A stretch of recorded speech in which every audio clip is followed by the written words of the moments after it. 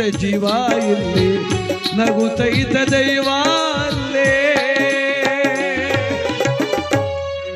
ಮಾನವನ ಬದುಕಿಗೆ ಭದ್ರ ಬುನಾದಿ ಯಾವ್ದಾದ್ರು ಇದ್ರೆ ಅದು ಯಾವುದು ಅಂದ್ರೆ ಅದು ನಂಬಿಕೆ. ನಂಬಿಕೆ ಇಟ್ಕೋಬೇಕು ನಾವು. ಬಹಳ ಜನ ಮೊಬೈಲೇ ಸ್ಟೇಟಸ್ ಹಾಕ್ತಾರೆ, ಯಾರನ್ನೂ ನಂಬೇಡ್ರಿ, ನಂಬಿದ್ರೆ ನೋವು ಜಾಸ್ತಿ, ಯಾರನ್ನೂ ಜಾಸ್ತಿ ನಂಬಕ್ ಹೋಗ್ಬೇಡಿ ಅಂತ. ನಮ್ದರ ಜೀವನ ಹೆಂಗಪ್ಪ ಮಾಡೋದು? ಯಾರನ್ನೂ ನಮ್ದೆ ಹೆಂಗಪ್ಪ ಬದುಕೋದು ನಾವು? ಉಳೋ ಭೂಮಿ ನಂಬೆ ಬದುಕ್ತಾವನೆ ರೈತ. ಬೆಳೆದ ಬೆಳೆಗೆ ಬೆಲೆ ಇಲ್ಲ, ಹಾಕಿದ ಬೆಳೆ ಸರಿಯಾಗಿ ಆಯ್ತಿಲ್ಲ. ಹಂಗಿದ್ರು ಯಾವ ತರ ಕೃಷಿ ಬಿಟ್ಬಿಟ್ಟು ಅವ್ರ ರೈತರು ಇದ್ರಲ್ಲಿ. ಅದ್ರಲ್ಲಿ ಬೇರೆ ಸಂಕಟ, ಈಗ ರೈತರ ಮಕ್ಳಿಗೆ ಹೆಣ್ಣು ಕೊಡೋಲ್ರಿ ಅವರು. ಅದ್ರೊಳಗೂ ಆ ನೋವೊಳಗೂ ಬೆಳೀತಾನ ರೈತ. ನಂಬಿಕೆ ಕಳ್ಕೊಂಡಿಲ್ಲ ಅವನು ಭೂಮಿ ತಾಯಿ ಮೇಲೆ. ಯಾಕೆ ಬೆಳಿಬೇಕು? ಅದೇ ದುಡ್ಡಿಗೆ ಕಾಸು ಕೊಟ್ರೆ ಮಳವಳ್ಳಿ ಅಂಗಡಿಯಲ್ಲಿ ಸಿಗ್ತದೆ ಅಂತ ತಡವು ಅವನು ತಂದು ಬೆಳಿಕೊಬಿಟ್ರೆ ಇನ್ ಜಗತ್ಗೆ ಅನ್ನ ಎಲ್ಲಿ? ಎತ್ತ ತಾಯಿ ಮಕ್ಕಳು ಸಾಕ್ತಾಳೆ, ಅಯ್ಯೋ ಈ ಮಕ್ಕಳು ಸಾಕ್ತಾವನಿ, ಇವೇನು ನಾನು ನೋಡ್ಕೊಂಡವೋ ಇಲ್ವೋ, ಇವಕ್ಕೆ ಯಾಕೆ ಅನ್ನ ಹಾಕ್ಬೇಕು ನಾನು ಅಂತ ಅವಳು ಅನ್ಕೊಬಿಟ್ರೆ, ನಾನು ನೋಡ್ಕೋದಿಲ್ವೇನೋ ಇವರು, ನಾನು ಯಾಕೆ ಸಾಕ್ಬೇಕು ಅಂತ ತಾಯಿ ಅನ್ಕೊಂಬಿಟ್ರೆ, ನಂಬಿಕೆ ಕಳ್ಕೊಂಡ್ರೆ ಜೀವನ ಎಲ್ಲಿ? ಅದಕ್ಕೆ ಯಾವತ್ತು ಮನುಷ್ಯ ನಂಬಿಕೆಯನ್ನು ಕಳ್ಕೋಬಾರ್ದು. ಆ ನಂಬಿಕೆ ಕಳ್ಕೊಂಡು ದಿನವೇ ಆಯ್ತು, ನಂಬಿಕೆ ಕಳ್ಕೊಂಡ ದಿನವೇ ಭಗವಂತ ನಮ್ಮ ಜೊತೆಗಿಲ್ಲ ಅಂತ. ಏನು ಸ್ವಾಮರು ಹಿಂಗ ಅವರೆಲ್ಲಪ್ಪ ಎಲ್ರಿ ಅವರು?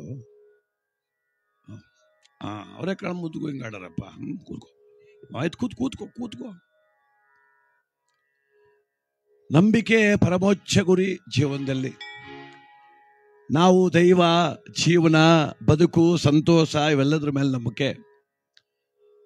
ಯಾರೋ ಒಂದು ಹಳ್ಳಿನಲ್ಲಿ ಗಟ್ಟಿಕೊಪ್ಪಳ ಅಂತ ಗ್ರಾಮದಲ್ಲಿ ಒಬ್ರು ಶಾಸ್ತ್ರ ಹೇಳ್ತಿದ್ರು, ಪಂಡಿತರು ಬಹಳ ಚೆನ್ನಾಗಿ ಹೇಳ್ತಿದ್ರು. ಇಡೀ ಮಳವಳ್ಳಿ ತಾಲೂಕೆಲ್ಲ ಬಹಳ ಫೇಮಸ್ಸು ಶಾಸ್ತ್ರ ಹೇಳೋದ್ರಲ್ಲಿ. ಚೆನ್ನಾಗಿ ಹೇಳ್ತಾರಲ್ಲ ಅಂತ ಎಲ್ಲ ಸುತ್ತಮುತ್ತಲೂರೆಲ್ಲ ಬರೋರು, ಮದ್ದೂರು ಕಡೆಯಿಂದ ಬರೋರು, ಕೊಳ್ಳೆಗಾಲ ಕಡೆಯಿಂದ ಬರೋರು, ಮಂಡ್ಯದ ಕಡೆಯಿಂದ ಬರೋರು. ಶಾಸ್ತ್ರ ಚೆನ್ನಾಗಿ ಗಟ್ಟಿಕೊಪ್ಪಳ ಇನ್ನೋರು ಸರಿ ಇನ್ನೋರು. ಇಡೀ ಊರವರು ಪರಗಿಲ್ಲ, ನಮ್ಮೂರು ಗುರುಗಳು ಶಾಸ್ತ್ರ ಚೆನ್ನಾಗಿ ಹೇಳ್ತಾರೆ ಅಂತ ಊರವ್ರಿಗೂ ಅಭಿಮಾನ. ಇಡೀ ಊರವರೆಲ್ಲ ಅವ್ರು ಕಂಡ್ರೆ ಭಾಳ ಗೌರವ. ಆದರೆ ಹಣೆ ಬರ ಏನು ಅಂದರೆ, ಆ ಗುರುಗಳ ಮನೆ ಪಕ್ಕ ಒಂದು ಹುಡುಗ ಇದ್ದ, ಒಂದು 22-23 ವರ್ಷದವನು. ಅವನಿಗೆ ಮಾತ್ರ ಇವೈನ್ ಕಂಡ್ರೆ ಆಗೋಲ್ತು, ಹೊಟ್ಟೆ ಕಿಚ್ಚು ಅವನಿಗೆ. ರೋಡಲ್ಲಿ ಹೋಯ್ತಾ ಇರುವ ಸ್ವಾಮಿಗಳು ಕೂತ್ಕ ಶಾಸ್ತ್ರ ಹೇಳ್ತಿರ್ರು, ಜನ ಕೂತಿರ್ರು. ಇವನನ್ನುವ, ಸ್ವಾಮಿಗಳೇ ಹೆಂಗೋ ಒಳ್ಳೆ ದುಡ್ಡು ಆಯ್ತು ಅದು ಮಾಡ್ಕೊಳ್ಳಿ, ಮಳಿಲ್ಲ ಬೆಳಿಲ್ಲ, ನೀನು ಮಾತ್ರ ಸೂಪರಾಗಿ ಮಾಡ್ತೀಕನೆ ವಾರವ, ನನಗೋಸಿ ಕಲ್ಸ್ಕೊಡು ಅನ್ನೋದು ಅವನು. ಸುಮ್ಮನೆ ಹೋಗಪ್ಪ, ಹಂಗೆಲ್ಲ ಮಾತಾಬೇಡ ಅನ್ನೋರು ಅವರು. ಇವನು ಮಾತ್ರ ಒಯ್ತಿರುವ, ಗದೆ ತಾಕೋ, ಹೊಲ್ ತಾಕೋ, ತೋಡ್ತಾಕೋ ಒಯ್ತಿರುವ. ಸ್ವಾಮಿಗಳೇ ತೋಡ್ತಾಕೋ ಹೋಯ್ತಾವನಿ, ಆಯ್ತು ಹೋಗು ಅನ್ನೋರು. ಅಲ್ಲ ಅದು ಯಾರೋ ಅಂದ್ರು ನೆನ್ನೆ ದಿವಸ ತೋಡ್ತಬೇಡ ಚಿರತೆ ನೋಡಿದೆ ಅಂತ, ಪಂಚಾಂಗದಲ್ಲಿ ಕಂಡವ್ ನೋಡಿ ಹನುಮ ಅವರು. ಸುಮ್ಮನೆ ಹೋಗಯ್ಯ, ಪಂಚಾಂಗದಲ್ಲಿ ಚಿರತೆ ಕಂಡವಯ್ಯ ಅನ್ನೋರು ಅವರು. ಒಟ್ಟಿನಲ್ಲಿ ಊರವ್ರಿಗೆಲ್ಲ ಸ್ವಾಮಿಗಳು ಕಂಡ್ರ ಭಯ, ಆ ಪೂಜಾರ ಅಪ್ಪನಿಗೆ ಇವನ್ ಕಂಡ್ರ ಭಯ. ಏನಾರು ಅಂತಾನೆ ಕಣಪ್ಪ ರೋಡಲ್ಲಿ ಸುಮ್ಮನೆ ಹೋಗಲ್ಲ ಅವನು ಅಂತ. ಒಂದು ದಿವಸ ಶ್ರಾವಣ ಶನಿವಾರ, ಎಲ್ಲ ಊರೆಲ್ಲ ಶ್ರಾವಣ ಮಾಡ್ತಾವ್ರೆ, ತಿಮ್ಮಪ್ಪನ ಸೇವೆ. ಇವನು ಸ್ನಾನಗಿನ ಮಾಡ್ಕೊಂಡು ಬಿಳಿ ಬಟ್ಟೆ ಹಾಕೊಂಡು ಹಣೆಲ್ ಮೇಲೆ 3 ನಾಮ ಹಾಕೊಂಡು ಬಂದ. ಅವತ್ತೇನೋ ಯಾರು ಬಂದಿಲ್ಲ, ಗುರುಗಳು ಕೂತ್ಕೊಂಡು ಏನೋ ಓದ್ತಾ ಇದ್ರು. ನಮಸ್ಕಾರ ಬುದ್ಧಿ ಅಂದ. ಏನೋ ಅಂದ್ರು. ಹೇಳ್ತೀನಿ ರೀ ಅಂತ ಕೆಳಗೆ ಕೂತ್ಕೊಂಡ, ಕೈ ಮುಗಿದ್ಬಿಟ್ಟು ಅಂದ, ಗುರುಗಳೇ ಸ್ವಲ್ಪ ನಿಮ್ಮ ಪಾದ ಕೊಡಿ ಅಂದ. ಯಾಕೆ ಅಂದ್ರು. ಸ್ವಾಮಿ ಹಂಗಲ್ಲ ಅನ್ಬೇಡಿ, ನೀವು ದೊಡ್ಡವರು. ಎಲ್ಲಿ ಅಂದ್ರು. ಪಾದ ಮುಂದಕ್ಕಿಟ್ರು, 2 ಕಾಲನ್ನು ಬಿಗ ಹಿಡ್ಕೊಬಿಟ್ಟ. ಬುದ್ಧಿ ಕ್ಷಮಿಸ್ಬಿಡಿ, ನಾನು ಅವಿವೇಕಿ ಸ್ವಾಮಿ, ಅವಿವೇಕಿ ನಾನು. ನೀವ್ಯಾರು, ನೀವೆಂಥವ್ರು, ನಿಮ್ಮ ಜ್ಞಾನ ಏನು ಅಂತ ನನಗೆ ಅರ್ಥ ಆಗದೆ ಹೋಯ್ತು ಸ್ವಾಮಿ.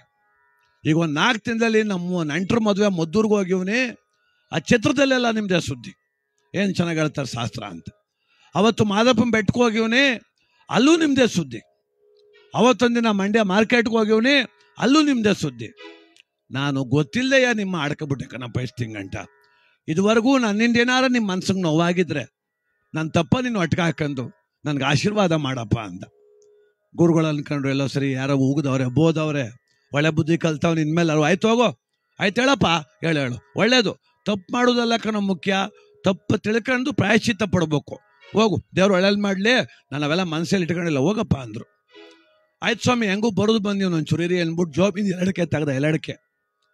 ಅವತ್ತಿನ ಕಾಲದಲ್ಲೇ 100 ರೂಪಾಯಿ ನೋಟ್ ಇಟ್ಬಿಟ್ಟ ಮೇಲೆ. 10 ರೂಪಾಯಿ ಇಡೋದೇ ಕಷ್ಟ. ಏನೋ ಅಂದ್ರು. 1 ಮಾರು ಶಾಸ್ತ್ರಕ್ಕೆ ಬಿಡ್ತೀನಿ ಅಂದ. ಅವ್ರು ಅನ್ಕೊಂಡ್ರು ಎಲ್ಲ ಹೆಣ್ಗಿಂಡು ನೋಡ್ಕೊ ಬಂದವನು ಲಗ್ನ ಕೇಳೋಕೆ ಬಂದವನೇ ಅಂತ. ಕೇಳಾಯ್ತು ಅಂದರು. ಆಮೇಲೆ ಗುರುಗಳೇ ತಪ್ಪು ತಿಳ್ಕೊಬೇಡಿ ಒಂದು ಮಾತು, ಏನು ನಾನು ಒಂದೇ ಪ್ರಶ್ನೆ ಕೇಳೋದು, ನೀವು ಒಂದೇ ಉತ್ತರ ಕೊಡಬೇಕು ಅಂತ. ಕೊಡ್ತೀನಿ ಹೇಳೋ, ಅದೇನು ದೊಡ್ಡ ವಿಚಾರವೇ. ಆಮೇಲೆ ಆಗುದಿಲ್ಲ ಅಂದ್ಬಿಟ್ಟಿರಿ ಅಂದ. ಅದೇಕಾಗುದಿಲ್ಲ ನಾನೇ, ನೀ ಕುಂತುರ್ದೆ ಶಾಸ್ತ್ರ ಕೇಳೋಕೆ, ನಾ ಕುಂತುರ್ದೆ ಶಾಸ್ತ್ರ ಹೇಳೋಕೆ, ಕೇಳು ಅಂದರು. ಗ್ಯಾರಂಟಿಯಾ? ಗ್ಯಾರಂಟಿ. ನಾನು ಪೂಜೆ ಮಾಡು ಆಂಜನೇಯನಾನು ಶಾಸ್ತ್ರ ಹೇಳ್ತೀನಿ ಹೇಳು ಅಂದರು. ಏನೂ ಇಲ್ಲ ಸ್ವಾಮಿ, ನಮ್ಮ ಮಧ್ಯಾಹ್ನಕ್ಕೆ ಏನು ಊಟ ಮಾಡೋಣ ಅಂತ ಸ್ವಲ್ಪ ಪಂಚಾಂಗ ನೋಡಿ ಹೇಳಿ ಅಂದ. ಅವ್ರೇನಾ ಅಂದರು. ಅದೇ ಮಧ್ಯಾಹ್ನಕ್ಕೆ ನಾನು ಏನು ಊಟ ಮಾಡ್ತೀನಿ ಅಂತ ಸ್ವಲ್ಪ ಪಂಚಾಂಗದಲ್ಲಿ ನೋಡಿ ಹೇಳಿ ಅಂದ. ಏಯ್, ನೀ ಮಧ್ಯಾಹ್ನಕ್ಕೆ ಏನು ಊಟ ಮಾಡ್ತೀನಿ ಅಂತ ಪಂಚಾಂಗದಲ್ಲಿ ಹೆಂಗೋ ಗೊತ್ತಾದದು ಅಂದರು. ಹೇಳ್ತಿರ್ಕನ್ ಹೇಳಿ ಸ್ವಾಮಿ, ಮೊನ್ನೆ ಯಾರೋ ಬೆಂಗಳೂರವ್ರು ಬಂದಿದ್ದಾಗ ಅವ್ರಿಗೆ ಇನ್ನು 3 ತಿಂಗಳಾದ್ಮೇಲೆ ಒಳ್ಳೇದಾಯ್ತದ ಹೋಗಿ ಅಂತಿದ್ರಿ. 3 ತಿಂಗಳಾದ್ಮೇಲೆ ಒಳ್ಳೇದಾಗೋದು ಗೊತ್ತಾಯ್ತದೆ, ಮಧ್ಯಾಹ್ನ ಕುಣ್ಣದು ಗೊತ್ತಾಗ್ಬಲ್ತಪ್ಪ ಹೇಳು ಅಂದ ಅವನು. ಇಲ್ದರು ತರಲೆ ಎಲ್ಲ ಮಾಡಬೇಡ ನೀನು, ತರಲೆಗಿಲ್ಲ ಏನಿಲ್ಲ, ಇಲ್ಲಿ ದುಡ್ಡು ಮಡಗಿವನೇ ಶಾಸ್ತ್ರ ಹೇಳು ಅಂದ ಅವನು. ಹೇಳಕ್ಕಾಗಲ್ಲ ಅಂದ್ರೆ ಮೊದ್ಲು ಹೇಳ್ಬೇಕಾಗಿತ್ತು ನೀನು, 100 ರೂಪಾಯಿ ಮಡಗೋಕೆ ಮುಂಚೆ. 100 ರೂಪಾಯಿ ಮಡಗ್ದಾಗ ಅಲ್ಲಿ ಕಿಸ್ಕ ಕೂತಿದ್ದೆ, ಈಗ ಆಗೋದಿಲ್ಲ ಅಂದ್ರೆ ನಾ ಬಿಡೋ ಮಗಲ್ಲ ಹೇಳು ಅಂದ ಅವನು. ಒಳ್ಳೆ ಸವಾಸ ಬತ್ತಲ್ಲಪ್ಪ, ಎಲ್ಲ ಬುದ್ಧಿ ಕಲ್ತವನೇ ತಿಳ್ಕೊಬಿಟ್ನಲ್ಲಪ್ಪ ಇವನ್ನ, ತರಲೆ ಮಾಡೋಕೆ ಬಂದವನು ಇವನು. ಆಯ್ತು ಬಿಡೋ, ನಿಂತ 100 ರೂಪಾಯಿ ಮಾಡಿಸ್ಕೊಂಡದ್ದು ತಪ್ಪಾಯ್ತು, ಹೇಳೋಕ್ಕಾಗಲ್ಲ ಈಗ, ಹಂಗೆಲ್ಲ ಹೇಳೋಕ್ಕಾಗಲ್ಲ. ನೀನು ಊಟ ಮಾಡೋದು ಅವೆಲ್ಲ ಓಡಾಡೋದು ತಿರುಗಾಡೋದು ಅವೆಲ್ಲ ಹೇಳೋಕ್ಕಾಗಲ್ಲ, ನಾನು ಏನು ಮಾಡೋದು ಈಗ ಅಂದರು. ಅದಕ್ಕೆ ಅವನಂದ, ಆಯ್ತು ಬಿಡಿ ಪಾಪ ನೀವು ದೊಡ್ಡವರು, ನಾನು ಯಾರಿಗೂ ಹೇಳೋದಿಲ್ಲ, ಒಯ್ತೀನಿ, 100 ರೂಪಾಯಿನ ಜೊತೆಗೆ 100 ರೂಪಾಯಿ ಸೇರಿಸ್ಕೊಡು ಒಯ್ತೀನಿ ಅಂದ. ಅವರು ಸರಿಯಾದ ಮಗ ಅವನು, ಶಾಸ್ತ್ರ ಕೇಳೋಕೆ ಬಂದವನು ಅನ್ಕೊಂಡ್ರೆ 1000 ಹೊಡಕ್ಕೆ ಹೋಗಿ ಬಂದವನಂತವು. ಎಲ್ಲಪ್ಪ ತರನು 1000, ಒಂದು ತಿಂಗಳೆಲ್ಲ ಶಾಸ್ತ್ರ ಹೇಳೋದು ಸಿಗೋದಿಲ್ವಲ್ಲಪ್ಪ. ದುಡ್ಡಿಲ್ಲ ಕಣೋ, ಇಲ್ಲ ಅಂದ್ರೆ ಶಾಸ್ತ್ರ ಹೇಳು, ಇಲ್ಲದ್ರೆ 1000 ರೂಪಾಯಿ ಕೊಡು, ಇಲ್ಲ ಸತ್ವಾಲು ಬಾಯ್ ಬಡ್ಕೊಬಿಡ್ತೀನಿ, ಈಗ 3 ಜನ ಸೇರ್ಕೋಬೇಕಿಲ್ಲ, ದುಡ್ಡು ಮಾಡಿಸ್ಕೊಂಡು ನೀನು ಯಾಕೆ ಹೇಳ್ತಾ ಇಲ್ಲ ಅಂತ ಅವನು. ಒಳ್ಳೆ ಸವಾಸ ಬತ್ತಲ್ಲ. ಅವರು ಯೋಚನೆ ಮಾಡಿಬಿಟ್ಟು ಏನಾರ ಕಳಿಸ್ಬಿಡ್ದೆ ಒಳ್ಳೇದು ಅಂತ ಅವ್ರು ಧೈರ್ಯ ತಗೊಂಡೇ ಬಿಟ್ರು. 100 ರೂಪಾಯಿ ಉಳ್ಕೊಂಡಂಗೂ ಆಯ್ತು, ಅವನು ಎದ್ದು ಹೋಯ್ತಾನೆ ಅಂತ. ಅವರು ಇವನ್ನೇ ನೋಡಿದ್ರು, ಬಿಳಿ ಬಟ್ಟೆ ಎಲ್ಲ ಹಾಕವನೆ, ಹಣೆ ಮೇಲೆ ನಾಮ ಹಾಕವನೆ ಅಂದಮೇಲೆ ಇವತ್ತು ಶ್ರಾವಣ ಶನಿವಾರ. ನಮ್ಮ ಕಡೆ ಎಲ್ಲ ರೈತರು ಶ್ರಾವಣ ಶನಿವಾರ ಮಾಡ್ತಾರೆ. ಏನು ಮಾಡ್ತಾರೆ ಅಡುಗೆ? ಅನ್ನ, ಸಾಂಬಾರು, ಮುದ್ದೆ, ಪ್ರಧಾನವಾಗಿ ಪಾಯಸ ಮಾಡ್ತಾರೆ. ಇವ್ರ ಮಲ್ಲೂ ಮಾಡಿರ್ತಾರೆ. ಅಂದ್ಬಿಟ್ಟು ಏನಿಲ್ಲ ಕಣೋ, ನೀನು ಮಧ್ಯಾಹ್ನಕ್ಕೆ ಹೊಟ್ಟೆ ತುಂಬ ಪಾಯಸ ಕುಡಿತೀಯ ಅಂದರು. ಕರೆಕ್ಟಾಗಿ ಹೇಳ್ಬಿಟ್ಟಲ್ಲಪ್ಪೋ, ಒಂಚೂರು ಚೀಟಿ ಕೊಟ್ಬಿಡು ಇರಲಿ ಅಂದ ಅವನು. ಇವಯ್ಯ ದಡ್ಡನಾಗೆ ಬರೆದು ಕೊಟ್ಬಿಡಾಕನೆ ಆ ಚೀಟಿ ಇಸ್ಕೊಂಡ. ಯಾಕೆ ಬರ್ಸ್ಕೊಂಡೆ ಗೊತ್ತಾಯ್ದ ಅಂದ. ಯಾಕೆ? ದಾಖಲೆಗಿರ್ಲಿ ಅಂತ. ಯಾಕೆ? ಪಾಯಸ ಯಾವನನ್ನ ಮಗ ಕುಡ್ದಾನ ಇವತ್ತು? ನಾನು 10,000 ಕೊಟ್ಟರು ಸಣ್ಣ ಪಾಯಸ ಕುಡ್ದಿಲ್ಲ, ನೋಡೇ ಬಿಡ್ತೀನಿ ಇವತ್ತು. ನೀನು ಸುಳ್ಳೆಳ್ಕ ನಿಂತಿದ್ಯಾ ಊರ್ ಸುತ್ತ ನೀನು. ಯಾವನ್ ಹೇಳ್ದವನು? ನಮ್ಮಲ್ಲಿ ನಮ್ಮವ್ವ ಎಲ್ಲ ಹೋಗೋಳೆ, ನಾ ಸುಮ್ಮನೆ ನೀನು ಯಾಮಾರ್ಸೋಕೆ ಸ್ನಾನ ಮಾಡ್ಕೊ ಬಿಳಿ ಬಟ್ಟೆ ಬಂದಿರೋದು ನಾನು. ಪಾಯಸನೂ ಇಲ್ಲ, ನೀರು ಇಲ್ಲ, ಸಂದ್ ಗಂಟ ನೋಡ್ಕ ಇವತ್ತು ನಿನ್ಗೆ ಆಚಾರವ. ಸಂಜೆ 5 ಗಂಟೆ ಎಲ್ಲಾರು ತಿರ್ಗಾಡ್ತಿದ್ದು ಬರ್ತೀನಿ. ಹೆಂಗೂ ಚೀಟಿ ಬರ್ಕೊಟ್ಟಿದ್ದಿ, ದಾಖಲೆ ಇಲ್ಲೇ ಅದೇ. ಊರ ಯಜಮಾನ್ರೆಲ್ಲರೂ ದೇವಸ್ಥಾನದಾಗ ಸೇರಿಸ್ತೀನಿ. ಪೂಜಾರಪ್ಪನಂತ 100 ರೂಪಾಯಿ ಕಿತ್ಕೊಂಡು ಸುಳ್ಳುಶಾಸ್ತ್ರ ಹೇಳವನೇ. ಅವ್ನು ಹೇಳ್ದಂಗೆ ನಮ್ಮ ಮಧ್ಯಾಹ್ನ ಪಾಯಸ ಕುಡ್ದಿಲ್ಲ ಅಂದಮೇಲೆ ಅವ್ನು ಹೇಳ್ದ ಮಾತು ಸುಳ್ಳಾಗದೆ. ಅದಕ್ಕೆ ನೀವೇನು ಮಾಡಿ ಅಂದರೆ ನಮ್ಮೂರಿಗೆ 10,000 ರೂಪಾಯಿ ದಂಡ ಕಟ್ಟಿಸಿ ಅಂತ ಗ್ಯಾರಂಟಿ ಕಟ್ಟಿಸ್ತೀನಿ ಅಂದ. ಅವ್ರು ಅಯ್ಯೋ ಆಚಾರವೇ, 100 ರೂಪಾಯಿನ ಹಾಸ್ಕೋಗಿ 1000ಕ್ಕೆ ಮಿತ್ತು ಬತ್ತು. 1,000 ಕೊಟ್ಬಿಟ್ಟಿದ್ರು ಆಗೋದಲ್ಲಪ್ಪ, ಯಾಕೋ 10,000 ಹೋಗಂಗದೆ ಸಂಜೆ ಹೊತ್ತಿಗೆ. ಅವರಂದ್ರು, ನೋಡಪ್ಪ, ನನ್ನ ಧರ್ಮ ನನ್ನ ಕರ್ತವ್ಯ ಅಂತ ಏನೋ ಭಗವಂತ ನಂಬಿಕೆ ಮಾಡ್ತಾವನಿ ಕಣಪ್ಪ. ನಾನು ಯಾರ ಮೇಲೆ ನಂಬಿಕೆ ಇಟ್ಟಿಲ್ಲ, ಹನುಮಂತನ ದಿನಾ ಪೂಜೆ ಮಾಡ್ತೀನಿ, ಆಂಜನೇಯ, ಮಾರುತಿ. ಏನೋ ಇವತ್ತು ನೀನು ಬಂದು ಕೂತ್ಕೊಂಡೆ, ನಾನು ಹೇಳ್ಬಿಟ್ಟೆ. ಈಗ ಸಂಜೆ ಹೊತ್ತಿಗೆ ದಂಡ ಕಟ್ಸ್ತೀನಿ ನೀನು ಹೇಳ್ತಾ ಇದ್ದಿ. ನನ್ನ ಹಣೆಯಲ್ಲಿ ಏನಾದ್ರು ದಂಡ ಕಟ್ಟೋದು ಬರೆದಿದ್ರೆ ಕಟ್ತೀನಿ ಹೋಗು ಕಂದ. ಆದರೆ ಒಂದು ಮಾತು, ನೀನು ನಿನ್ನ ಮೇಲೆ ನಂಬಿಕೆ ಇಟ್ಕೊಂಡು ಶಾಸ್ತ್ರ ಕೇಳದೆ, ನಾನು ಹನುಮನ ಮೇಲೆ ನಂಬಿಕೆ ಇಟ್ಕ ಶಾಸ್ತ್ರ ಹೇಳ್ದೆ. ಅವನೇನಾದ್ರೂ ರಾಮದೂತ ಇದ್ರೆ, ಆಂಜನೇಯ ಇದ್ರೆ ನನ್ನ ಮಾನ ಉಳಿಸ್ತಾನೆ ಹೋಗು ಅಂದ ಅವನು. ಆಂಜನೇಯ ಬಂದಾನೆ, ಅವನಿಗೂ ಹಾಕ್ಸ್ತೀನಿ ದಂಡವ ಅಂದ ಅವನು. ಆಯ್ತು ಹಾಕ್ಸ್ತು. ಆ ಪೂಜಾರಪ್ಪ ಒಳಕ್ಕೆ ಹೋದ. ಇವನು ರೋಡಲ್ಲಿ ಹೋಯ್ತಾ ಇದ್ದ. ಆ 3ನೇ ಮನೆ ಅವ್ರ ದೊಡ್ಡಪ್ಪನ ಮನೆ. ಬಾಮಗ ಊಟ ಮಾಡು ಅಂದ. ದೊಡ್ಡಪ್ಪ, ಏನು ಮಾಡಿಸಿದ್ದಿ ದೊಡ್ಡಪ್ಪ ಅಂದ. ಪಾಯಸ ಮಾಡಿ ಬಾ ಕುಡಿ ಅಂದ. ಅಯ್ಯಯ್ಯ, ಇವತ್ತು 5,000 ಕೊಟ್ಟರು ಕುಡಿಯೋಲೆ ಅಂದ ಅವನು. ಯಾಕ್ಲ ಮಗ ಅಂದ. ಅವಯ್ಯ ಶಾಸ್ತ್ರ ಹೇಳವನೇ ಮಧ್ಯಾಹ್ನ ಪಾಯಸ ಕುಡಿತಿ ಅಂತ, ಅದಕ್ಕೆ ಇವತ್ತು ಸಣ್ಣ ಗಂಟು ಕುಡಿದಿಲ್ಲ ನಾನು ಅಂದ. ಆಯ್ತು ಹೋಗಪ್ಪ. ಇನ್ನೊಂದು ಸ್ವಲ್ಪ ದೂರ ಹೋದ, ಅಲ್ಲೊಬ್ಬ ಸ್ನೇಹಿತನ ಮನೆ. ಅವನು ಬಾಗೂರು ಊಟ ಮಾಡು ಅಂದ. ಈಗೆಲ್ಲ ಅದೊಂದು ಸ್ಟೈಲು, ಬಾಗೂರು ಟೀ ಕುಡಿ, ಬಾಗೂರು ಊಟ ಮಾಡು ಅಂತ. ಅವನು ಇಲ್ಲ ಇಲ್ಲ, ನಾನು ಏನು ಮಾಡಿದ್ದೀರ ಅಡುಗೆ, ಪಾಯಸ ಮಾಡೀವಿ. ಅಯ್ಯಯ್ಯೋ ಪಾಯಸ, ನಮ್ಮ ದೊಡ್ಡಪ್ಪನೂ ಅದಕ್ಕೆ ಕರೆದ, ನೀನು ಹಂಗೆ ಕರೀತಿ ಅಂದಮೇಲೆ ಏನೋ ಪೂಜಾರಪ್ಪ ಮಾಟಕ್ಕೆ ಊಟ ಮಾಡಿಬಿಟ್ಟವನೆ. ನಾನು ಊರೊಳಗೆ ಇರೋದು ಬೇಡ ಅಂತ ಹಿಂಗೆ ಹೈವೇ ಇತ್ತಲ್ಲ, ಹೈವೇ ಮಳವಳ್ಳಿ ಮಂಡ್ಯ ಹೈವೇ, ಅಲ್ಲೊಂದು ದೊಡ್ಡ ಆಲ್ ಮರಿತ್ತು. ಓದುತ್ತೆ ಮರ ಹತ್ತು ಕೂತ್ಕೊಬಿಟ್ಟ, ಸಣ್ಣಗಂಟಿಲ್ಲೇ ಕೂತಿದ್ದೋಮ್ಮ ನೋಡೇ ಬಿಡಮ್ಮ ಅಂತ. ಅವತ್ತಿನ ಕಾಲದ ದಂಡನ ಮಾರಮ್ಮನ ಜಾತ್ರೆ ನಡೀತಿತ್ತು. ಮಂಡ್ಯದ ಕಡೆಯಿಂದ ಯಾರೋ ಗಾಡಿ ಕಟ್ಕೊ ಬಂದಿದ್ರು. ಜಾತ್ರೆ ಮುಗಿಸ್ಕೊಂಡು ಒಯ್ತಿದ್ರು. 12 ಗಂಟೆ ಬಿಸಿಲು, ದನ ನಗರ್ತಿದ್ದೋ. ವಯಸ್ಸಾದವ ನಂದಲೇ ಮಗ ನೋಡ್ಲ, ದನ ನೊದ್ದೆ ಸುರಿಸ್ತಾವೆ, ನಗರ್ತಾವಕ್ಕಲ್ಲ ಬಿಡ್ಲ, ಆ ಮರದ್ನೇಳು ಚೆನ್ನಾಗದ್ ನೋಡು ಅಂದ್ರು. ಇವನು ಕೂತಿದ್ ಮರ್ತಕ್ಕೆ ತನ್ನ ಗಾಡಿ ಬಿಟ್ರು. ಅವ್ರೂ ಕಟಾಕ್ಲ ದನ ಅವನ್ಗಳಿಗೆ ನೀರು ಕುಡಿಸ್ಲಾ, ಒಂದು ನೆಳ್ ಚೆನ್ನಾಗದಕ್ಕ ಮಗ, ಇಲ್ಲಿ ಕೂತಿದ್ದಮ್ಮ 1 ಗಂಟೆ ಅಂದ. ಒಬ್ಬ ಅಂದ, ಅಣ್ಣ ಹೆಂಗೂ ಕೂತ್ಕೊತೀವಿ, ಅಡುಗೆ ಮಾಡ್ಬಿಟ್ಟು ಊಟ ಮಾಡ್ಕೋಮ ಅಂದ. ಅಪ್ಪ ಅಡುಗೆ ಮಾಡ್ತಾ ಕೂತ್ಕೊಂಡ್ರೆ ಮಳೆ ನೀ ಕಾಲ, ಮಳೆ ಬಂದ್ಬಿಟ್ರೆ ಮಾಡಮ್ಮ, ಅಡುಗೆ ಮಾಡೋದು ಲೇಟ್ ಆಯ್ತದೆ, ಬೇಡ. ಇವನ್ ಬಕ್ಕ ನೋಡ್ದೆ, ಅವ್ರ್ಯಾರು ಹಿಂಗೆ ಬಂದವರೆಲ್ಲ ಇಲ್ಲಿ ಗಾಡಿ ಬಿಡ್ತಾವ್ರೆ ಅಂತ ನೋಡ್ದ ಮೇಲೆ ಕೂತ್ಕೊಂಡು. ಅವ್ನು ಕೂತ್ರದ್ದು ಇವ್ರು ನೋಡ್ಲಿಲ್ಲ, ಇವ್ರು ಇರೋದು ಅವ್ನು ನೋಡ್ದ. ಒಬ್ಬ ಅಂದ, ಅಣ್ಣ ಅಡುಗೆ ಏನು ಮಾಡೋದು ಬೇಡ, ಲೇಟ್ ಆಯ್ತದೆ, ಬೆಲ್ಲವೆಲ್ಲ ಪಾಯಸ ಕಾಯಿಸ್ಮೆ ಅಂದ ಅವನು. ಯಾವಾಗ ಪಾಯಸ ಅಂದ್ರೋ ಮಲ್ಲಾಗ್ರು ಬಂದಂಗೆ ಆಗೋಯ್ತು ಅವನಿಗೆ. ಆಳು ಪಾಯಸ ಇಂಚರ ಹುಡಿಕ ಬತ್ತಾದಲ್ಲಪ್ಪ, ಇದು ಯಾಕೋ ಕಾಣೆ, ಹೆಂಗಾರ ಮಾಡ್ಕ ಕೂಡ ಸಾಯ್ಲಿ ಅವರು, ನಾನು ಯಾಕೆ ಮಾತಾಡ್ಸಾನೆ ಅಂತ. ಪಾಯಸ ಮಾಡಿದ್ರು, ಎಲ್ಲ ತಟ್ಟಿಗೆ ಹಿಂಗೆ ಹಾಕಬೇಕು ನಿಂತ್ಕೊಂಡ್ರು. ಅಷ್ಟಲ್ಲಿ ದೂರದಲ್ಲಿ ಕುದುರೆ ಶಬ್ದ ಕೇಳಿಸ್ತು, ಲಟ್ಗ ಪಟ್ಗ. ಅವತ್ತಿನ ಕಾಲದಲ್ಲಿ ಕಳ್ಳರು ಗುಂಪು ಕಟ್ಕೊಂಡು ಕುದುರೆಲ್ಲಿ ಬತ್ತಿದ್ರಂತೆ. ಮುದುಕಪ್ಪ ಕೇಳಿಸ್ಕೊಂಡು ಹೇಳ್ದ, ಮಗ ಯಾರೋ ಕಳ್ಳರು ಬತ್ತವ್ರ ಕಲ, ಲೇ ಕಟ್ರಲ್ಲ ಗಾಡಿಯ, ಕಟ್ರಲ್ಲ. ಗಾಡಿ ಕಟ್ಟಿದ್ರು, ಎಲ್ಲ ತುಂಬ್ಕೊಂಡ್ರು.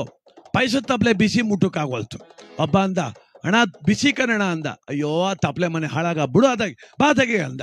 ಆ ಪಾಯಸದ ತಪ್ಲೆ ಒಂದು ಬಿಟ್ಬಿಟ್ಟು ಹೊಂಟೋದ್ರೆಲ್ಲ. ಕಳ್ಳರು ಬಂದು ನೋಡ್ತಾರೆ, ಯಾರೂ ಇಲ್ಲ, ಕದೀಕೇನು ಸಿಗ್ಲಿಲ್ಲ. ಅವ್ರಿಗೂ ಭಾಳ ಬೇಜಾರಾಗೋಯ್ತು ಕಳ್ಳರಿಗೆ. ಬೇಜಾರಲ್ವಾ, ಕದಿಮೆ ಅಂದ್ರೆ ಬಂದು ಸಿಗ್ಲಿಲ್ವಲ್ಲ, ತಪ್ಸ್ಕೊಂಡ್ರಲ್ಲ. ಒಬ್ಬ ಅಂದ, ಕದೀಕಂತೂ ಏನು ಸಿಕ್ಲಿಲ್ಲ, ಅದೇನು ನೋಡಲ್ಲಿ ತಪ್ಲೆ ಅಂದ. ಒಬ್ಬ ಪಾಯಸ ಅಂದ. ಪಾಯಸನ ಹಂಗಾರೆ ಅದನ್ನೇ ಕುಡಿದ್ಬಿಟ್ಟು ಬಿಡು ಅಂದ. ಹುಷಾರು, ಕಳ್ಳರು ಕುಡಿದ್ಬಿಟ್ಟು ಸತ್ತೋಲಿ ಅಂತ ಪಾಯಸ ಮಾಡವ್ರೆ, ಎಲ್ಲನೂ ತುಂಬ್ಕೊಂಡು ಅದೊಂದು ಯಾಕೆ ಬಿಟ್ಬಿಟ್ಟು ಹೋಗಿದ್ದಾರೆ ಹೇಳು, ಒಳಗೆ ವಿಷ ಹಾಕ್ಬಿಟ್ಟು ಹೋಗವ್ರೆ, ಕುಡಿಬಾರ್ದು ಅಂದ ಅವನು. ಇನ್ನೊಬ್ಬ ಅಂದ, ನಿಜ ಕಣ, ಕಳ್ಳರು ಕುಡು ಸತ್ತೋಲಿ ಅಂತ ಪಾಯಸದ ತಪ್ಪೆ ಅಲ್ಲಿ ಬಿಟ್ಟ ಮೇಲೆ ಕಳ್ಳರು ಕುಡ್ದಾರ ಇಲ್ವಾ ನೀನು ನೋಡ್ಕೊಂಡು ಆಮೇಲೆ ಬಾ ಅಂತ ಒಬ್ಬನೆಲ್ಲೋ ಮೇಳೆ ಒಳಗೆ ಕುಣಿಸಿರ್ತಾರೆ ನೋಡು ಅಂದ. ಸುತ್ತ ಹುಡಿಕ ಬರ್ತಾರೆ, ಯಾರೂ ಇಲ್ಲ. ಮ್ಯಾಕ್ ನೋಡ್ರಿ ಇವನು ಕೂತವನೆ. ಲೇ ಇಳಿ ಕೆಳಕ್ಕೆ ಅಂದ್ರು. ನಾನು ಇಳಿದಿಲ್ಲ ಅಂದ. ತಗೋಕಲ್ಲ ಅಂದ್ರು. ಬೆಲ್ಲಿಗೆ ಇಳ್ದ, ಏನಣ್ಣ ಅಂದ. ಕುಡಿ ಪಾಯಸ ಅಂದ್ರು. ಪಾಯಸ ಕುಡಿ, ಟೈಮ್ ಎಷ್ಟು ಅಂದ. 2 ಗಂಟೆ ಅಂದ ಒಬ್ಬ. ನೀವೇನೋ ನಿಮ್ಮ ಮನಕನಾಗೂರ ಸರಿಯಾಗಿ ಅವ್ನು ಬರ್ದಂಗೆ ಬಂದಿದ್ದೀರಿ. ಯಾರು? ನಮ್ಮೂರು ಪೂಜಾರಪ್ಪ, ಅವನು ನೀವು ಸೇರ್ಕೊಂಡೇ ಕೆಲಸ ಮಾಡಿದ್ದೀರ ಅಂದ ಒಬ್ಬ. ಅಣ್ಣ ಹಂಗಲ್ಲ ಕಣ, ಅವ್ನು ಶಾಸ್ತ್ರ ಆಗ್ಬಿಟ್ಟವ್. ಲೇ ಇವೆಲ್ಲ ಬೇಕಾಗಿಲ್ಲ, ಕುಡಿ ಪಾಯಸ ಅಂತ ಒಬ್ಬ. ನಾನು ಕುಡಿದಿಲ್ಲ ಅಂದ. ಅವನೇನು ಕೆಡಿಕ ಉಗಿರ್ಲ ಅಂದ್ರು. 4 ಕಾಳ ಕೆಡಿಕೊಂಡು ಊದ್ರು ಅರ್ಧ ತಪ್ಪಲೆ ಪಾಯಸ ಊದ್ರು. ಅವ್ನು ಸತ್ತೋಲಿಲ್ಲ ಕಲಲ್ಲೇ ಅಂತ ಬಿಟ್ಬಿಟ್ಟು ಬಾಕಿ ಹುಡ್ಕೊಂಡು ಹೋದ್ರು. ಯಾವಾಗ ಅರ್ಧ ತಪ್ಪಲೆ ಕುಡ್ದ ಗ್ಯಾನ್ ತಪ್ಪು ಬಿದ್ದೋದ. ಸಂಜೆ 5 ಗಂಟೆಗೆ ಎಚ್ಚರ ಆಯಿತು. ಮೈಕೈ ಉದ್ರಕ ಊರೊಳಗೆ ಬಂದ. ಪೂಜಾರಪ್ಪ ಸಿಕ್ತ. ಮಗ ಪಾಯಸ ಕುಡ್ದಪ್ಪ ಅಂದರು. ಅವನಂದ, ನಿನ್ನ ಪಾದವೇ ಗತಿ ಕಣಪ್ಪ, ಊರೊಳಗಿದ್ದೀರು ಒಂದು ಲೋಟ ಕುಡ್ಬಿಡ್ತಿ ಅಪ್ಕಿರ್ತಿದ್ದೆ ಕಣಪ್ಪ, ನಿನ್ನ ಮೇಲೆ ಹಠ ಮಾಡ್ಕೊಂಡು ಹೋಗಿ ಒಂದು ತಪ್ಪಲೆ ಕುಡ್ಕ ಬಂದಂಗೆ ಆಯಿತು ಕಣ ಪುಣ್ಯಾತ್ಮ. ಅಪ್ಪ ನಿನಗಿಂಟು ನಿನ್ನ ಆಂಜನೇಯ ಸ್ಟ್ರಾಂಗಾಗಿ ಅವನ್ಕೊಂಬಿಡು ಪೂಜಾರಪ್ಪ ಅಂದ ಅವನು. ಅದು ಆಂಜನೇಯ ಮಾಡಿದ್ದೋ ಕಾಕತಾಳಿ ಅನ್ನೋ ನನಗೆ ಗೊತ್ತಿಲ್ಲ. ಯಾರಾದರೂ ಒಬ್ರು ಒಂದು ನಂಬಿಕೆ ಇಟ್ಟರೆ ನಾವು ಯಾಕ್ರಿ ಅದನ್ನು ತುಂಬ ಕೀಳಕ್ಕೆ ಕಾಣಬೇಕು? ಯಾರೊಬ್ರು ದೇವ್ರ ಪೂಜೆ ಮಾಡ್ತಾನೆ, ಆ ಮಾಡೋ ಪೂಜೆ ತಪ್ಪಿದ್ರೆ ಹೇಳ್ಬೇಕು, ಹಿಂಗೆ ಮಾಡು ಸರೋಗ್ತದೆ, ಮೂಢನಂಬಿಕೆ ಇಟ್ಕೋಬೇಡ, ನಂಬಿಕೆ ಇಟ್ಕೊ ಅಂತ ಹೇಳಬೇಕೆ ಹೊರ್ತು ನೀನು ಯಾರನ್ನೂ ನಂಬೇಡ. ಆ ದೇವರು ಇಲ್ಲ, ಈ ದೇವರು ಇಲ್ಲ. ಒಂದು ದೇವರು ಅಂತ ಕಟ್ಟಿಟ್ಟಿರುತ್ತಲ್ವ, ನಾವು ಅಷ್ಟೋ ಭಯಭಕ್ತಿಲಿ ಬದುಕ್ತಿರೋದು. ನಮ್ಮ ಗ್ರಾಮದಲ್ಲಿ ಅಮ್ಮ ಅವಳೆ, ಪಟ್ಲದಮ್ಮ ಅವಳೆ, ಮಾರಮ್ಮ ಅವಳೆ, ಹಿರಿಯಮ್ಮ ಅವಳೆ, ಉಚ್ಚಮ್ಮ ತಾಯಿ ಅವಳೆ, ಅಯ್ಯೋ ಮಾಸ್ತಮ್ಮನ ದೇವಸ್ಥಾನ ಅದೇ ಬುಟ್ಟಳ ತಾಯಿ ಅನ್ನೋ ನಂಬಿಕೆಗೆ ನಾವೆಲ್ಲ ಸ್ವಲ್ಪ ಭಯಭಕ್ತಿಲಿ ಬಾಳ್ತೀವಿ ಬಂಧುಗಳೇ. ಆ ದೈವಭಕ್ತಿ ಇರಲಿ. ಇವತ್ತು ಮಾನವತ್ವವನ್ನು ಎಳೆದು ದೈವತ್ವದ ಪದವಿ ನಮ್ಮ ಚೆನ್ನೇಗೌಡರು ಸಿಗುವಾಗ ಒಂದು ಹರಿಕಥಾ ಕಾರ್ಯಕ್ರಮ, ಸ್ವಲ್ಪ ನೀವೆಲ್ಲ ಬರಲಿ ಅಂತ ಸಮಯ ಮಾತಾಡ್ತಾ ಕಳೀತಾ ಇದ್ದೆ ನಾನು. ಈ ಒಂದು ಕಥಾ ಭಾಗ ಪ್ರಾರಂಭ ಮಾಡುವ. ಹರಿಕತೆ ನಾನು ಅಭ್ಯಾಸ ಮಾಡಿರೋ ಕಥೆಗಳ ಹೆಸರು ಹೇಳ್ತೀನಿ. ಅದರಲ್ಲಿ ಯಾವ್ದಾದ್ರು ಒಂದು ಕತೆ ನೀವು ಆಯ್ಕೆ ಮಾಡಬಹುದು. ಭೂಕೈಲಾಸ ಅಥವಾ ರಾವಣನ ಮಾತೃಭಕ್ತಿ, ಹರಿಭಕ್ತ ಚಂದ್ರಹಾಸ, ಸಾಲಿಗ್ರಾಮ ಶಿಲಾ ಮಹಿಮೆ, ಗಜಗೌರಿ ವೃಥ, 3 ವಜ್ರಗಳು ಅಥವಾ ಸತಿ ಸತ್ಯವತಿ, ಶ್ರೀಕೃಷ್ಣ ವೈಕುಂಠಾರೋಹಣ, ಶಿವಭಕ್ತ ಪುರುಷಾಮೃಗ ಚರಿತ್ರೆ, ಧರ್ಮರಾಯರ ಸ್ವರ್ಗಾರೋಹಣ, ಸತ್ಯಶೀಲೆ ನಲ್ಲತಂಗಾದೇವಿ, ರಾಮಾಂಜನೇಯ ಯುದ್ಧ, ಶಿವಪಂಚಾಕ್ಷರಿ ಮಹಿಮೆ, ಭಕ್ತ ಸುಧನ್ವ, ಭಕ್ತ ಮಯೂರಧ್ವಜ. ಈ ಕಥೆಗಳಲ್ಲಿ ಯಾವುದಾದ್ರು ಒಂದು ಕತೆ ನೀವು ಆಯ್ಕೆ ಮಾಡಬಹುದು. ಆ ಕಥೆಯನ್ನು ಈ ವೇದಿಕೆ ಮೂಲಕ ಶ್ರವಣ ಮಾಡ್ತಾ ನಮ್ಮ ನಂಜೇಗೌಡ ಉರುಪ್ ಚೆನ್ನೇಗೌಡರಿಗೆ ಕೈಲಾಸ ಪ್ರಾಪ್ತಿಯಾಗಲಿ ಅಂತ ಬೇಡು.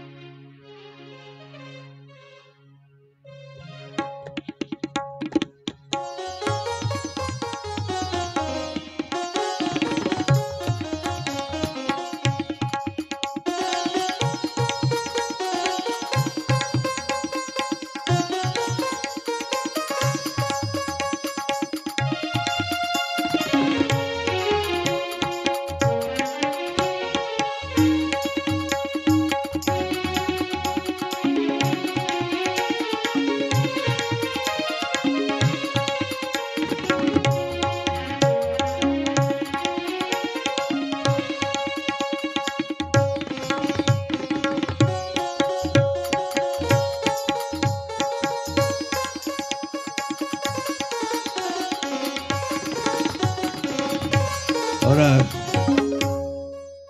ಕುಟುಂಬದ ಅಪೇಕ್ಷೆ ಮತ್ತು ಪೂರ್ವ ನಿರ್ಧಾರ ಧರ್ಮರಾಯರ ಸ್ವರ್ಗಾರೋಹಣ ಕಥೆ ಆಗಲಿ ಈ ವೇದಿಕೆಯಲ್ಲಿ ಅಂತೇಳಿ ಕಾಯ ಸಹಿತವಾಗಿ ಸ್ವರ್ಗವನ್ನು ಸೇರಿದಂಥ ಯುಧಿಷ್ಠಿರ, ಯಮಧರ್ಮಾಂಶ ಸಂಭೂತನಾದಂಥ ಧರ್ಮರಾಯ. ನೋಡಿ, ಎಲ್ಲ ದೇವಸ್ಥಾನ ಬದ್ನಾಳ ಸಿದ್ದಪ್ಪ ಅಂತೀವಿ, ಮಾದೇಶ್ವರ ಅಂತೀವಿ, ಕಾಲಭೈರವ ಅಂತೀವಿ, ಶಿವನೋಂಕಾರ ಅಂತೀವಿ, ಮಾರಹಳ್ಳಿ ನರಸಿಂಹ ಅಂತೇವೆ, ದಂಡನ ಮಾರಮ್ಮ ಅಂತೇವೆ, ದುಡ್ನಳ್ಳಿ ಮಾದಪ್ಪ ಅಂತೇವೆ.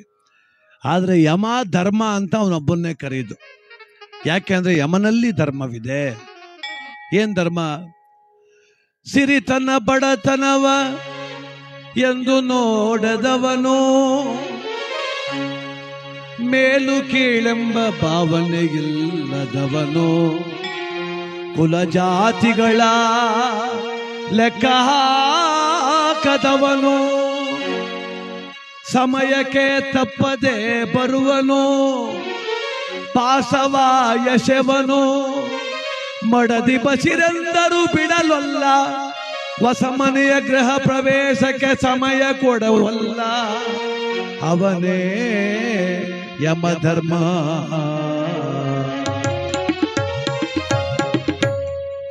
ನೋಡಿ, ಮೇಲು ಕೇಳು ಜಾತಿ ಧರ್ಮ, ಅವ್ರು ಒಳ್ಳೆಯವರು, ಇವ್ರು ಕೆಟ್ಟವರು, ನಾಳೆ ಗೃಹ ಪ್ರವೇಶ, ಅವ್ನು ಮಡದಿ ಬಸರು, ಇನ್ನು ಮದುವೆ ಆಗದಿರೋ ಹುಡುಗ, ಅದು ಹಸುಮಗ, ಇದ್ಯಾವುದನ್ನು ಲೆಕ್ಕ ಹಾಕಳದೆ ಬಿಗಿಯಾದ ಕಾನೂನು ಚೌಕಟ್ಟು ಅವನದು.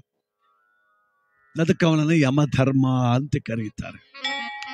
ಆ ಯಮಧರ್ಮನ ವರಬಲದಲ್ಲಿ ಕುಂತಿಯ ಮಗನಾಗಿ ಜನಿಸಿ ಚಂದ್ರ ವಂಶದ ಕುಲೋದ್ಧಾರಕನಾಗಿ ಕ್ಷತ್ರಿಯನಾಗಿ ಯುದ್ಧ ಭೂಮಿಯಲ್ಲಿ ಸಮರ ಭೂಮಿಯಲ್ಲಿ ಅವನು ಯುದ್ಧ ಮಾಡ್ದ, ಧರ್ಮರಾಯನು ಯುದ್ಧ ಮಾಡ್ದ. ಯಾಕೆ? ಯುದ್ಧ ಕ್ಷತ್ರಿಯನ ಧರ್ಮ, ಅದಕ್ಕೆ ಮಾಡ್ದ. ಅವನು ಯಾರನ್ನು ಹೊಟ್ಟೆ ಕಿಚ್ಚು ಕೊಲ್ಲಿಲ್ಲ ಅವನು. ಆದ್ರಿಂದ ಆ ಧರ್ಮಪ್ರಭುವಿನ ಕಟ್ಟ ಕಡೆಯ ಸ್ಥಿತಿ ಏನಾಯಿತು? ಆ ಮಹಾನುಭಾವ ಶ್ರೀಹರಿಯ ಒಲುಮೆಯಿಂದ ಕಾಯ ಸಹಿತವಾದ ಸ್ವರ್ಗವನ್ನು ಸೇರಿದಂತ ದಿವ್ಯವಾದಂಥ ಕಥಾಮೃತ ಇದು. ಸ್ವರ್ಗಾರೋಹಣ ಪರ್ವ. ಸ್ವರ್ಗಾರೋಹಣ ಪರ್ವ ಯಾವ ರೀತಿ ಧರ್ಮರಾಯ ಭಗವಂತನಲ್ಲಿ ತಾನು ಸಾಯುಜ್ಯ ಸಾಮೀಪ್ಯ ಸಾರೂಪ್ಯ ಪದವಿಯನ್ನು ಪಡೆದನೋ, ಹಾಗೆ ನಮ್ಮ ಮಳವಳ್ಳಿ ತಾಲೂಕು ಗಟ್ಟಿಕೊಪ್ಪಲು ಗ್ರಾಮದ ಮಾಯಮ್ಮ ಮೂಕಿ ಚೆನ್ನೇಗೌಡರ ವಂಶೋದ್ಭವರಾಗಿ ಹುಟ್ಟಿ ಚೆನ್ನಮ್ಮನ ಕೈ ಹಿಡಿದು ಚಂದದ ಬದುಕನ್ನ ಮಾಡಿ ಮುತ್ತನಂತ ಮಕ್ಕಳನ್ನ ಪಡೆದು ಕಷ್ಟ ಸುಖ ಏನೇ ಬಂದರೂ ಧೃತಿಗೆಡದೆ ಬದಲಾಗದೆ ನಡೆನುಡಿಗಳೊಂದಾಗಿ ಬದುಕಿದಂಥ ನಂಜೇಗೌಡ ಉರುಪ್ ಚೆನ್ನೇಗೌಡ ಆ ಭಗವಂತನಲ್ಲಿ ಒಂದಾಗಲಿ ಅಂತೇಳಿ ಧರ್ಮರಾಯರ ಸ್ವರ್ಗಾರೋಹಣ.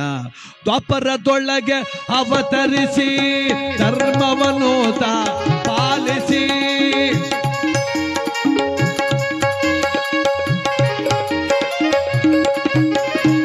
ದ್ವಾಪರದೊಳಗೆ ಅವತರಿಸಿ ಧರ್ಮವನ್ನು ಪಾಲಿಸಿ ಕಾಯ ಸಹಿತ ವೈಕುಂಠವನು ಮಹಾನುಭಾವನು.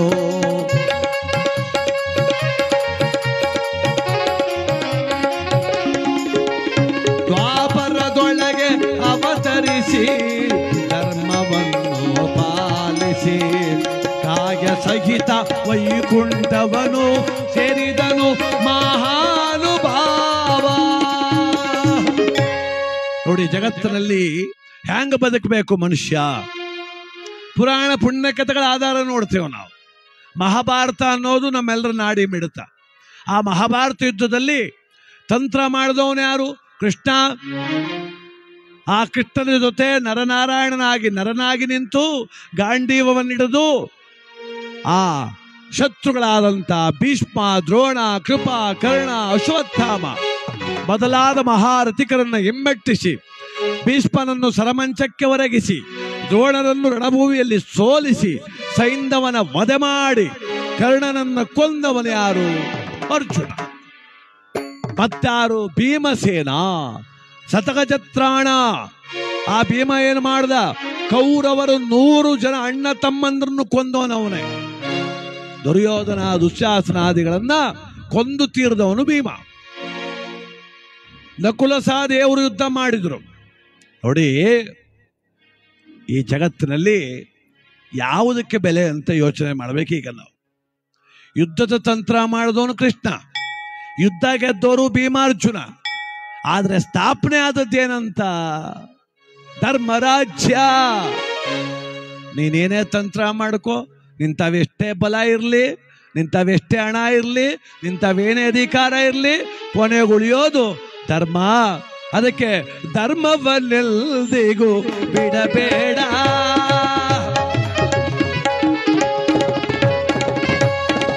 ಧರ್ಮವನ್ನೆಲ್ದಿಗೂ ಬಿಡಬೇಡ, ಅಧರ್ಮವ ಮನದಲ್ಲಿ ನೆನೆಯಲು ಬೇಡ, ಧರ್ಮವನ್ನೆಲ್ದಿಗೂ ಬಿಡಬೇಡ ಬಿಡಬೇಡ ಬಿಡಬೇಡ. ವ್ಯಾಪಾರ ಮಾಡ್ತೀಯಾ? ಅಲ್ಲಿ ಧರ್ಮ ಇರಲಿ. ಲಾಭ ಎಷ್ಟಿದೆಯೋ ಲೆಕ್ಕಾಚಾರ ಅಷ್ಟೇ ತಗೋ. ಲಾಭ ಎಷ್ಟು ಬೇಕು ಅಷ್ಟೇ ತಗೋ. ಧರ್ಮ ಇರಬೇಕು ವ್ಯಾಪಾರದಲ್ಲಿ. ಸುಳ್ಳೆಲ್ಲ ಹೇಳ್ಬಾರ್ದು, ಮೋಸ ಮಾಡಬಾರ್ದು. ಅದರಲ್ಲೂ ಮೋಸ, ಮಾತಿನ ಚಾಕ್ಯತೆ ಅಂತಾರೆ. ಒಂದು ಪುಟ್ಟ ಹುಡುಗ ಕೂತಿದ್ದ ತರಕಾರಿ ಅಂಗಡಿಲಿ, ಅವರಪ್ಪ ಎಲ್ಲೋ ಹೊಂಟೋಗವನೆ ಟೀ ಕುಡಿಯೋಕೆ. ನಾನು ಹೋದ್ರೆ, ಏನಣ್ಣ ತುಂಬ ದಿನ ಆಯಿತು ಬರಲೇ ಇಲ್ಲ ಅಂತಾನೆ. ನಾನೇನು ಕ್ಲಾಸ್ಮೇಟ್ ಮಗ ನಿನಗೆ? ಯಾವತ್ತು ನೋಡಿದ್ದಪ್ಪ ನನ್ನ ಅಂದೆ. ಆಗಲೇ ನೋಡಿದ್ದೆ ಅಂದ. ಆಯ್ತು ಕೊಡಪ್ಪ. ತರಕಾರಿ ಚೆನ್ನಾಗವ? ಸೂಪರ್ ಆಗವ ನೋಡಿ. ನಾನು ಏನು ಸೂಪರ್ ಆಗವೋ, ಈ ಬೀನ್ಸ್ ಬಲ್ತೋಗೋದಲ್ಲಪ್ಪ ಅಂದೆ. ಏನು ಸ್ವಾಮಿ ಹಿಂಗಂತೀರಿ? ಎಲ್ಲಿ ಬಲ್ತೋಗದೆ? ಕುಯ್ದು 1-2 ದಿನ ಲೇಟ್ ಆಗದೆ ಅಂತಾನೆ. ಕುಯ್ದು ಲೇಟ್ ಆದೋದ್ಕಲ್ವ ಬೀನ್ಸ್ ಬಲ್ತೋಗಿರೋದು. ಮಾತಲ್ಲೂ ಮೋಸ. ವ್ಯಾಪಾರದಲ್ಲಿ ಧರ್ಮ ಬೇಕು, ಕೃಷಿಯಲ್ಲಿ ಧರ್ಮ ಬೇಕು, ಕಥೆಯಲ್ಲೂ ಧರ್ಮ ಬೇಕು. 1000 ಜನ ಕೂತಿದ್ರು ಕತೆ ಹಂಗೆ ಮಾಡಬೇಕು, 50 ಜನ ಕೂತರು ಕತೆ ಹಂಗೆ ಆಗಬೇಕು. ಯಾರು ಇಲ್ಲ 5 ಜನ ಕೂತ್ರ ಕರ್ತವ್ಯ ಪಾಲನೆ. ಅದು ನಮ್ಮ ಕರ್ತವ್ಯವನ್ನು ನಿಷ್ಠೆಯಿಂದ ನೆರವೇರಿಸ್ಬೇಕು ನಾವು.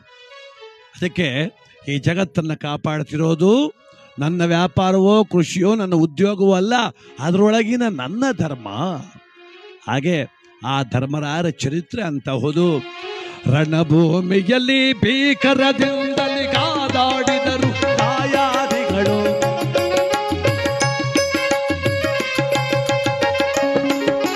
ರಣಭೂಮಿಯಲ್ಲಿ ಭೀಕರದಿಂದಲೇ ಕಾದಾಡಿದರು ದಾಯಾದಿಗಳು, ಭೂಮಿಯ ಆಸೆಗೆ ನೊಂದರು ಬೆಂದರು, ರಕ್ತದ ಓಕುಳಿ ಆಡಿದರು ಕುರು ಪಾಂಡವರು.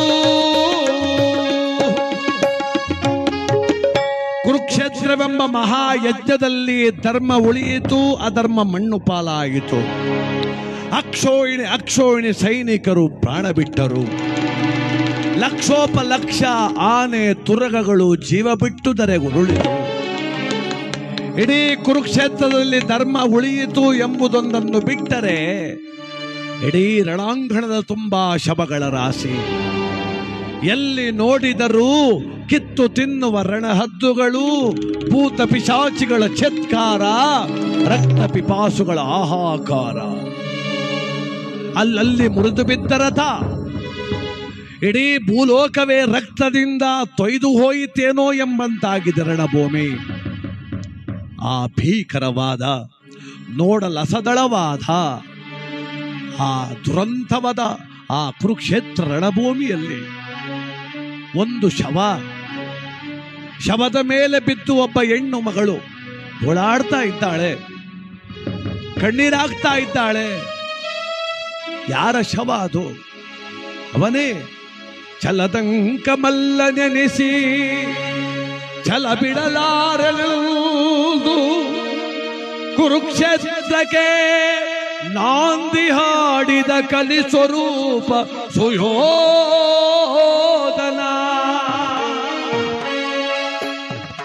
ಛಲ ಛಲ ಛಲ, ಅವರು ಕೊಡೋದಿಲ್ಲ ರಾಜ್ಯ ಅಂತ ವ್ಯಾಜ್ಯ ಹೂಡಿ ಆ ಯುದ್ಧವೆಂಬ ಯಜ್ಞಕ್ಕೆ ಬಲಿಯಾದ ದುರಂತ ನಾಯಕ ಅವನೇ ದುರ್ಯೋಧನ. ಅವನ ಶವದ ಮೇಲೆ ಬಿದ್ದು ಒದ್ದಾಡ್ತಿರೋದು ಯಾರು? ಮಡದಿ ಭಾನುಮತಿಯಲ್ಲ, ಸಹೋದರ ದುಶ್ಯಲೆಯಲ್ಲ, ಆ ಸುಯೋಧನನ ಮಾತೆ ಗಾಂಧಾರಿ. ಹೆಂಡತಿಯಲ್ಲ ಅಳಸಿರೋಳು, ಸಹೋದರಿ ಅಲ್ಲ, ತಾಯಿ ಗಾಂಧಾರಿ. ಆ ಮಗನ ದೇಹವನ್ನ ಮುಟ್ಟಿ ಮುಟ್ಟಿ ಮುಟ್ಟಿ ಮುಟ್ಟಿ ಅಳ್ತಾಳೆ. ಯಾಕೆ? ನೋಡೋ ಭಾಗ್ಯ ಇಲ್ಲ ಅವಳಿಗೆ. ಗಂಡ ಕಾಣದ ಜಗತ್ತು ನಾನು ಕಾಣೋದಿಲ್ಲ ಅಂತ ಕಣ್ಣಿಗೆ ಬಟ್ಟೆ ಕಟ್ಟಿಕೊಂಡು ಸಾಧ್ವಿ ಮಗನ ದೇಹವನ್ನ ಮುಟ್ಟಿ ಮುಟ್ಟಿ, ಮಗನೇ ಅರಮನೆಯ ಕಂಬದಂತ ನಿನ್ನ ಕಾಲ್ಗಳು ಮುರಿಯಿತೇ ಕಂದ. ಹೆಂಗಿದ್ವಪ್ಪ ನಿನ್ನ ಕಾಲು? ಅರಮನೆ ಕಂಬ ಇದ್ದಂಗಿದ್ವಲ್ಲೋ. ಅಯ್ಯೋ, ಆ ಹೊಟ್ಟೆ ಬಾಕ ಭೀಮ ನನ್ನ ಮಗನ್ ತೊಡೆ ಮುರಿದ್ನಲ್ಲ ಕಂದ.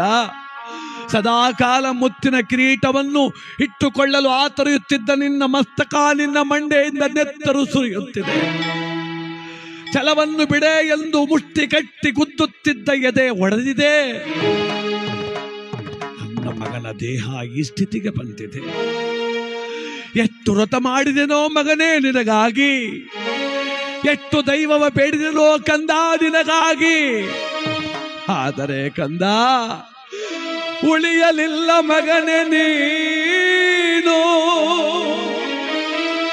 ಏನಪರಾಧ ಮಾಡಿದೆನು ನಾನು ಕಂದ ಸುಯೋಧನ.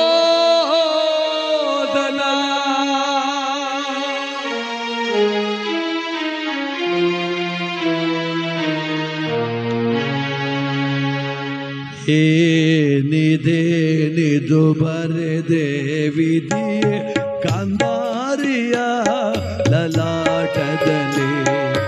ಏನಿದೇನಿದ ಬರೆದೆ ವಿಧಿಯೇ ಗಾಂಧಾರಿಯ ಲಲಾಟದಲ್ಲಿ. ಸುತರೆಲ್ಲರೂ ಸತ್ತು ಬಿತ್ತರೋ, ಸುತರೆಲ್ಲರೂ ಸತ್ತು ಬಿತ್ತರು, ನೋಡಲು ಕಣ್ಣುಗಳು ಇಲ್ಲದ ಭಾಗ್ಯ. ಏನಿದೇನಿದ ಬರೆದೆಯೋ ವಿಧಿಯ ಗಾಂಧಾರಿಯ ಲಲಾಟದಲ್ಲಿ.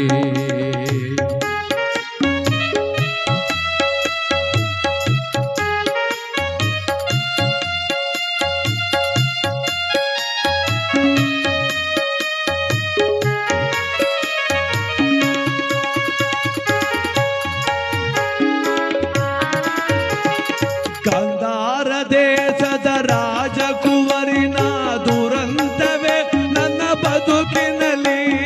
ಕಣ್ಣಿಲ್ಲದ ಪತಿಯೋ, ಮಕ್ಕಳಿಲ್ಲದ ಬದುಕೋ.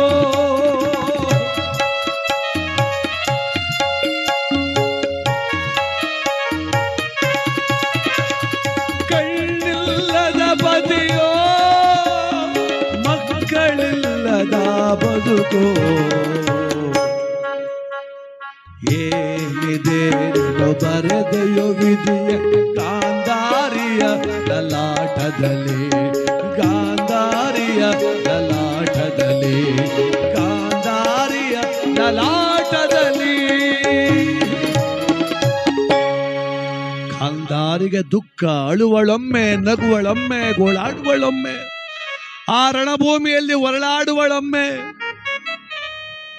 ಪಟ್ಟದ ರಾಣಿಯನ್ನು ಸಂತೈಸುವರಿಲ್ಲ ಕಣ್ಣೀರು ಒರೆಸುವರಿಲ್ಲ ಯಾವ ಸ್ಥಿತಿಗೆ ಬಂತು ಗಾಂಧಾರಿ ಬದುಕು ಒಂದು ಕಾಲದಲ್ಲಿ ತಿರುಗಿದ್ರೆ 4 ಜನ ಹಿಂಗೆ ತಿರುಗಿದ್ರೆ ಅಮ್ಮ ಏನು ಅನ್ನೋರು ಆ ಕರದಲ್ಲಿ ತೋರಿದ್ದನ್ನ ತಲೆ ಮೇಲೆ ಇಟ್ಕೊಂಡು ಮಾಡೋರು ಸಾವಿರಾರು ಜನ ಸೇವಕರು ಯಾವಾಗ ಮಗ ಬದುಕಿದ್ದಾಗ ಹಸ್ತಿನಾಪುರದ ಪಟ್ಟದರಸಿ ಆಗಿದ್ದಾಗ ಈಗ ಅಲ್ಲ ಈಗೇನು ಉಳಿದಿಲ್ಲ ಅರಸಿತನ ಉಳಿದಿಲ್ಲ ಎತ್ತ ಮಕ್ಕಳು ಉಳಿದಿಲ್ಲ ಬದುಕೆ ದುರಂತಮಯ ಗಾಂಧಾರಿ ಆ ಬೇಗುದಿ ದುಃಖ ಸಿಟ್ಟು ಕೋಪಗಳು ಒಟ್ಟಾದವು ಗಾಂಧಾರಿ ಹಲ್ಲು ಹಲ್ಲು ಕಡಿದಳು ಇದು ಕುರುಕ್ಷೇತ್ರವೆಂಬ ಧರ್ಮಯುದ್ಧವಲ್ಲ ಗಾಂಧಾರಿಯ ಮಕ್ಕಳ ಮಾರಣ ಹೋಮ ಗಾಂಧಾರಿಯ ಮಕ್ಕಳ ಕೊಲೆ ಕೊಂದವನಾರು ನನ್ನ ಮಕ್ಕಳ ಈ ಸಾವಿಗೆ ಯಾರು ಕಾರಣ ಪಾಂಡವರು ಎಲ್ಲಾ ಭೀಮ ಅರ್ಜುನ ಧರ್ಮರಾಯ ಅಯ್ಯೋ ಶಪಿಸೋಣವೆಂದರೆ ನೀವು ನನ್ನ ಮಕ್ಕಳಲ್ಲವೇನೋ ನೀವು ನನ್ನ ವಂಶದ ಕುಡಿಗಳಲ್ಲವೇನೋ ಇಲ್ಲ ಇದು ನಿಮ್ಮ ತಪ್ಪಲ್ಲ ಪಾಂಡವರೇ ನಿಮ್ಮ ಮನದೊಳಗೆ ಕುಳಿತು ಮನ ಬಂದಂತೆ ಆಡಿಸಿ ಸಹೋದರರಂತೆ ಸಂತೋಷವಾಗಿ ಬಾಳಬೇಕಾದ ಕುರುಪಾಂಡವರ ಮಧ್ಯೆ ಯುದ್ಧವೆಂಬ ಕಿಡಿಯನ್ನು ಹಚ್ಚಿ ಭೂಭಾರವನ್ನಿಳುವ ನೆಪದಲ್ಲಿ ನನ್ನವರು ಪಾಂಡವರು ಬಡಿದಾಡಲು ಬಿಟ್ಟು ನನ್ನ ಮಕ್ಕಳ ಬಲಿ ತೆಗೆದುಕೊಂಡವನವನೇ ಕೃಷ್ಣ ಎಲಬೆಲವ ಕೃಷ್ಣ ಇಡುವೆ ಶಾಪವ ನಾನು ಈ ಗಾಂಧಾರಿ ಅನುಭವಿಸಿದ ಸಂಕಟವ ನೀ ಅನುಭವಿಸಬೇಕಿನ್ನು ಎಂದ ಗಾಂಧಾರಿ ಪಗಸದೂಳ ಬಾಚಿ ಎಲಬೆಲವ ಕೃಷ್ಣ ಕುರುಪಾಂಡವರ ಕದನದಂತೆ ಯಾದವರು ಬಡಿದಾಡಿ ಸಾಯಲಿ ಇದ್ದಳು ಶಾಪವ ಗಾಂಧಾರಿ ಈ ಗಾಂಧಾರಿ ಅನುಭವಿಸಿದ ಸಂಕಟವನ್ನು ಕೃಷ್ಣ ನೀನನುಭವಿಸಬೇಕು ನಿನ್ನ ರಾಣಿಯರು ಅನುಭವಿಸಬೇಕು ನಾನು ಕಣ್ಣಿಲ್ಲದೆ ನನ್ನ ಮಕ್ಕಳ ಸಾವಿನ ವಾರ್ತೆ ಕೇಳಿದನಲ್ಲ ಕಣ್ಣಿಂದ ನೀ ನೋಡಬೇಕು ನಿನ್ನ ಕಣ್ಮುಂದೆ ನಿನ್ನ ಮಕ್ಕಳು ನಿನ್ನ ಅಣ್ಣ ತಮ್ಮಂದಿರು ನಿನ್ನ ಬಂಧು ಬಾಂಧವರು ಬಡಿದಾಡಿ ಸಾಯಲಿ ಇತ್ತಳು ಶಾಪವ ಗಾಂಧಾರಿ